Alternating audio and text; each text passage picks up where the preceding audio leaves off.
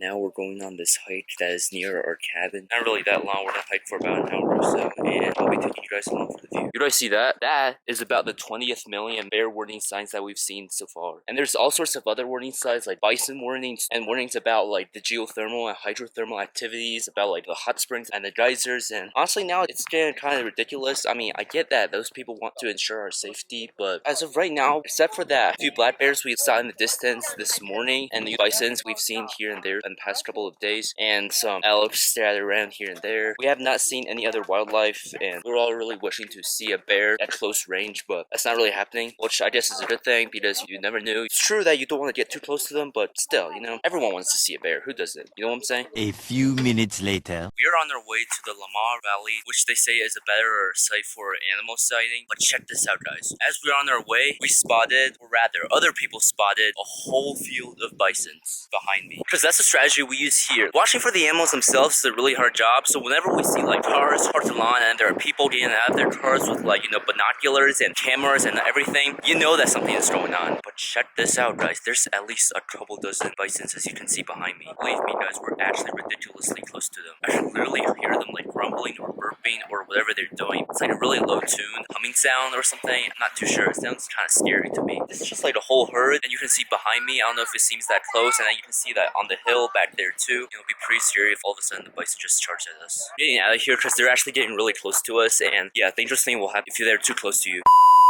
I don't know if those video clips are real, but I have seen those clips of bison charging at people, and those are scary. But yeah, we're still on our way to Lamar Valley, and I'll see you guys there.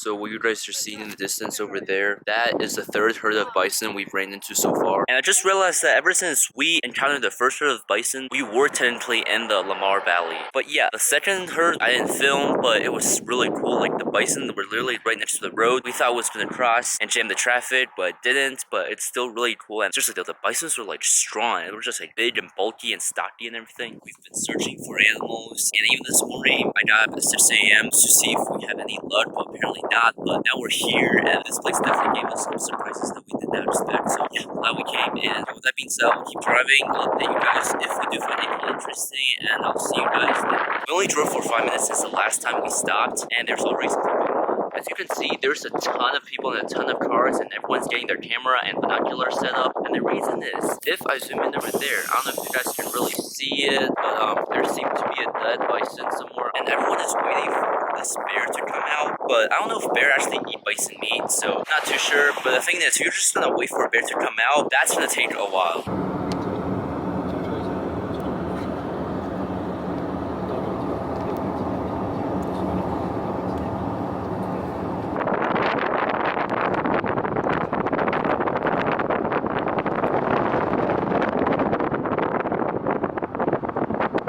So yep, that is the end. Along the way, we encountered a total of, I think, 6 bison herds, and besides that, we really didn't see anything else. But I mean, I think in the end, we did see like a few antelopes or pronghorns. I'm not too sure exactly what they are, but right now we are on top of the Dunraven Pass, and the view is absolutely amazing as always, but this place is pretty high in elevation. I think, yeah, almost 9,000 feet, and it's definitely a lot chillier up here. I like my eardrums are popping too. And yeah, I think I'm just gonna get back in the car because I think I do have a little cold going on. I hope it doesn't develop into a major cold because that's gonna be really bad. But yeah, it is like 7:30 p.m. already, and I'm literally starving, and we're gonna get some dinner really soon after we get off this peak and back to our canyon lodge. Yeah, see you guys later. The Midway Geyser Basin, and this behind me is the Excelsior Geyser crater. Wow, just look at how much steam it's actually giving off.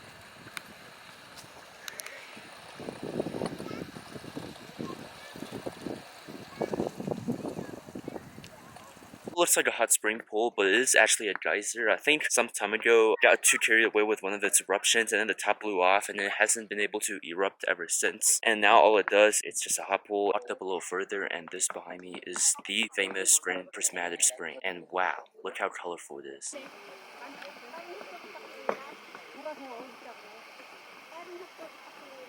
It is the most colorful hot spring in the whole park, and I think they're definitely right. So now what we're gonna do, I think we're gonna drive for a little more, and there's this tiny ledge on the back of that mountain, and we're gonna get on that ledge on the side of that mountain to get a better view of it, and hopefully things will look even better from up there. We're about to start hiking for, I think, about 5 miles. I know we're not some serious hikers, we just do it for the fun of it, and yeah, I think hopefully we're gonna be running into the Grand Prismatic Spring again on the way, and this time we're gonna get a view from the top of it, so it's gonna look really cool and really pretty, and yeah, looking forward to that, and I'll be taking you guys along on the road for the view. A few minutes later. We did some hiking, and we finally got a better view of the Grand Prismatic Spring. It's kind of loud in here, so I don't know if you guys can hear me talking that well, because I don't have a separate mic that can pick up my voice that well, so yeah, sorry guys about the background noise. We're gonna hike for a little bit more, and maybe start hiking back, because John's already pretty tired, so... We're hiking in the forest anyway, so there's not really a lot of sightseeing besides that Grand Prismatic Spring we saw. So yeah, I'm not gonna really vlog that much until we head to our next place, which is the Old Faithful. And hopefully we don't have to wait that long for it to erupt. So yeah, I'm gonna stop vlogging for now, and I'll see you guys then. A few minutes later. Currently in the historical famous Old Faithful Inn. And yeah, this place definitely has some really cool designs. Wish we're staying here, but unfortunately since this place is so popular, it's really hard to actually get a room in here. But yeah, it's still really cool to step inside and take a look at what it looks like. Right now we're about to get lunch, and after that we're going to be watching the eruption of the Old Faithful Geyser itself, and that's going to be really cool. Hopefully we are lucky to not wait that long. I mean, we can always watch the time. They always have this timetable at this visitor center, so we know when it'll erupt. Just at lunch, and the Old Faithful Geyser is going to erupt at about 1:20 p.m. I think there's like 10 minutes before it starts erupting, so we're just going to walk over there and wait. Actually, it's like right ahead of us. You can see up there. It's definitely going to be cool to see the eruption of the most famous geyser in the whole park, and yeah, looking forward to that, and I will be showing you guys the view once it does erupt. Now you can see behind me it's acting like a fumarole right now. It's just like giving off the steam, gaining energy, it's gaining pressure to prepare itself for erupting. But yeah, hopefully I can get some pretty good footage on camera. Guys, I think it's starting. A few seconds ago, the water just gushed out of it a little bit, but there's definitely more than that. A few minutes later. This time it started for real.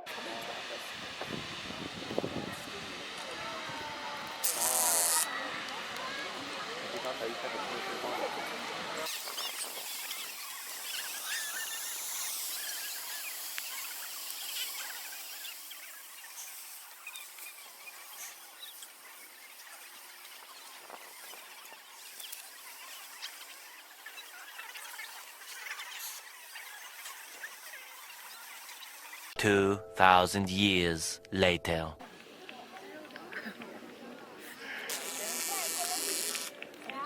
So I think that's pretty much it, and if we look down, the water has flowed all the way down here, and oh, that's pretty warm. This is like nothing I've expected. I thought it to be something like really hot and steamy and not safe to touch, but this is just like really warm and smooth, and wow, look at this water, man. Extremely clear, coming from the geyser itself, and it flowed all the way down this little path. Got a stronger stream of water over here. It is a pretty steady stream of water, and it is definitely safe to touch, as you guys already seen. And yeah, that's about it for the eruption. That was probably a 3 or maybe even 4-minute full-on eruption, and it wasn't the exactly expected time. Probably erupted somewhere between 1:25 to 1:30, meaning that we waited for something like 15 minutes, but it's definitely cool. And yeah, that is the famous eruption of the old geyser, and I hope you guys enjoyed it. I can't believe our luck. While I was talking, another geyser in the distance erupted, and it's like twice as tall as the Old Faithful. So that's that over there, and you can see it's definitely bigger than the Old Faithful, but the reason why it's not as famous as the Old Faithful is because its eruption schedule is not regular. So yeah, I say we're really lucky to see it erupt right after the Old Faithful. So yep, that's pretty much it for this one over here. I was hoping to get a closer view, but it just stopped erupting. If you look over in that direction, that geyser over there just erupted a few minutes ago too, like right after this one, and fortunately I wasn't able to get it on camera. Oh, I think it's still going. It's really cool how these three just like erupted almost simultaneously. I don't know if we're really lucky or this is like normal. I don't think it is, but yeah,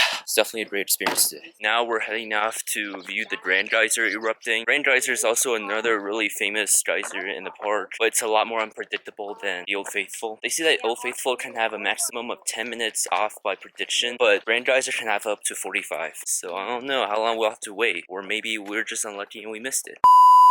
The Grand Geyser behind me, and yep, there are a ton of people around. It's scheduled to erupt at 2:45 p.m., but since the time can vary as much as 45 minutes, it might not erupt until like 3:30 p.m. It's currently 3 p.m., and at most we're gonna have to wait for about half an hour. So yeah, I'll update you guys once the eruption starts. A few minutes later.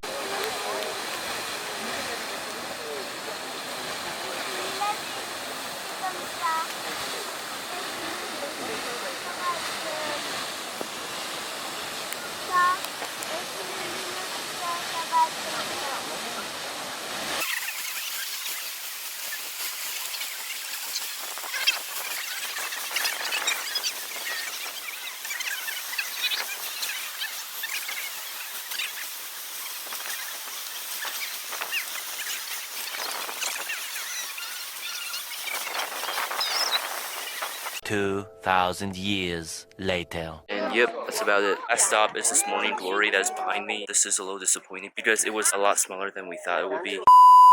Just came across this little naturally formed river from, I think, Geysers up the road, and yep, it's so warm. And the bottom feels so slimy too, with all the bacteria layers. I wish there's like a pool in this park that's like as warm as that little river and can be designated as a spot for people to swim in or just chill in there. Unlike that river the other day, which was like freezing cold. If you guys remember, a couple of days ago, we took a pit stop at the Fire Hose River, and that's like one out of the 2 places that you can swim in Yellowstone, and the water there is like legit freezing cold. And again, you don't know what's in that water. They say that there's like mercury in it, so I guess it's not completely safe to do that. I mean, it's true that those hot springs and geysers, it's not only the heat that can injure us, but there's like chemicals in there that only bacteria can undertake, not us humans. So better not get too close to them. Yeah, I probably said that like a million times before, so I better shut up. So I think that's about it for all the fountains and geysers and hot springs that we're gonna see today. And my camera's almost out of battery too. It's all gonna die out any minute. So yeah, I'm gonna stop vlogging for now. I don't know if there's anything else interesting that we're gonna do today. Hopefully I can charge my battery for a little bit before it dies. And yeah, I'll see you guys later.